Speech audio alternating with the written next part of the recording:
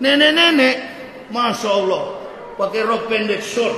Kata orang Belanda short, pendek begini. Nenek-nenek, nggak percaya antum tunggu nanti hari Minggu. Lihat dia lewat dengan motor. Kitab yang dipegang seperti tisu begini tuannya. Naik motor bebek, paha di pangku begini. Surga dari mana kawan? Baju saja sudah mengerikan, pingsan malaikat di sana itu. Sunat dulu baru boleh masuk ke ini nih rumah Allah. Bersih lahir dan batin. Potong dulu baru masuk masjid. Pertanyaannya sekarang, waktu saya di sebelah ada dipotong enggak? Jangankan sunat, mandi junub pun tidak. Masuk ke dalam. Kristus sangat mengasihimu. Tengok ke bawah, baju satu tali, baju pendek, rok pendek. Tiap minggu cuci mata terus ke bawah. Shalom saudara-saudara yang dikasihi Tuhan. Jumpa kembali di channel YouTube saya. Kita ketahui bersama-sama bahwa Yahya Walau ini adalah seorang mualaf, bahkan katanya beliau adalah mantan pendeta, tetapi sampai hari ini tidak ada bukti bahwa beliau benar adalah mantan pendeta. Nah, setelah menjadi mualaf, dia kesana kemari kerjanya hanya menghina, memfitnah, bahkan menghujat orang Kristen. Nah, jika kita perhatikan saudara-saudara, setiap dakwah-dakwahnya itu yang dibahas adalah kekristenan, yang dihujat hanyalah kekristenan. Bukannya membahas imannya, tapi justru membahas iman orang. Tetapi kita bersyukur menjadi seorang Kristen, kita diajarkan untuk tidak membalas kejahatan dengan kejahatan. Karena yang membalas itu adalah haknya Tuhan, bukan hak kita. Tugas kita adalah berdoa bagi musuh-musuh kita. Ini suatu pengajaran yang sangat luar biasa, Bapak Ibu Saudara-saudara. Di dalam ibadah-ibadah kita yang kita bahas adalah Alkitab, bukan kitab sucinya orang.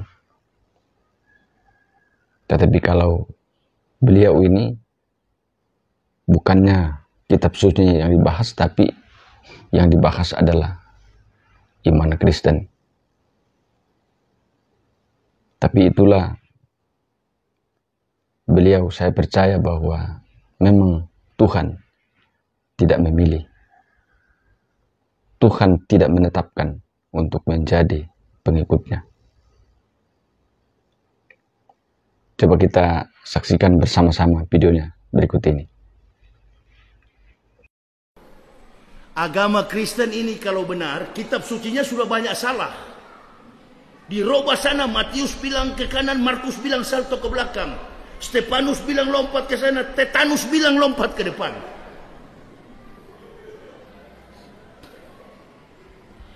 Saya punya bukti kepalsuan-kepalsuan Bible itu. Silakan kalau orang Kristen mau bantah.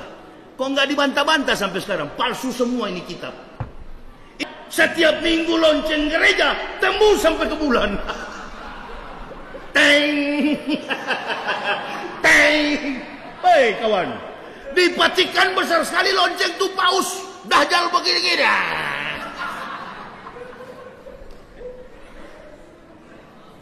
Besok pagi saya bawa bini anak kembali ke Kristen lagi. Kalau ada astronot Kristen mendengar suara lonceng. Teng, teng. Oh, besok pagi, nggak usah lama-lama, balik lagi Ambo. Awak kembali lagi ke sana. Tapi sayang, sejuta sayang, sampai hari ini tidak ada suara lonceng sampai ke bulan. Kawan, di Amerika, di mana-mana, siapa yang pernah berjalan ke Amerika?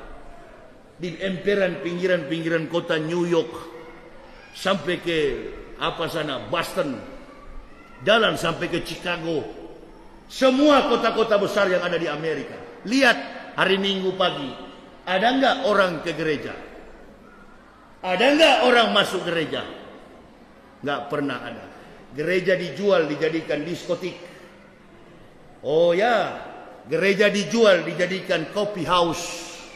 Apa kalau di sini? Kedai kopi.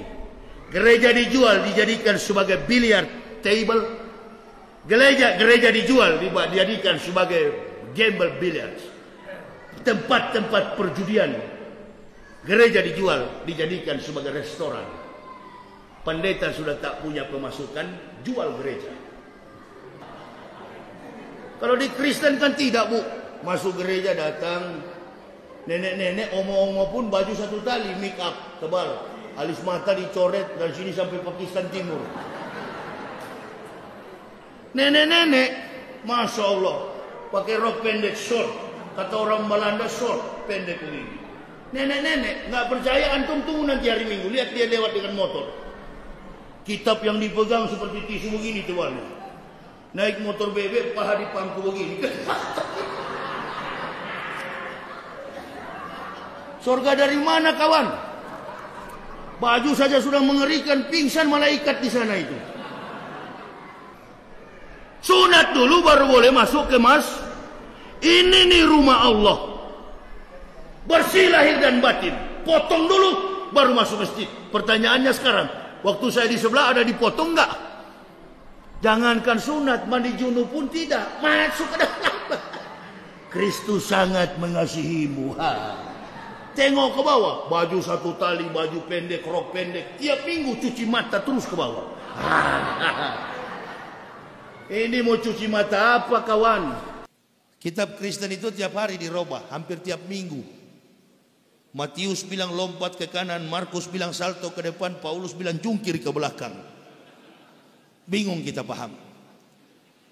Panggil saja orang Kristen, tanya kalau ada yang mengerti kitabnya. Tidak ada nama Matius, Markus, Yohanes, Stefanus, Tetanus, nah jarang. Jadi seperti itu ya Bapak Ibu Saudara-saudara.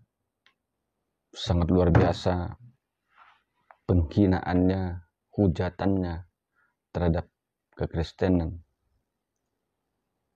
Menganggap bahwa Alkitab itu palsu dan lain-lain sebagainya.